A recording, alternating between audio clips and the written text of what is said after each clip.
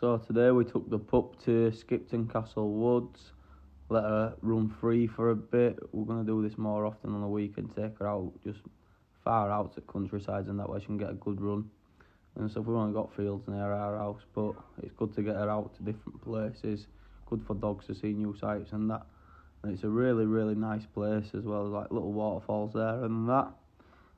Nice to see, a little bridge that we walked over, and then as standard we ended the walk in the pub, and that's a picture of me and the pup together.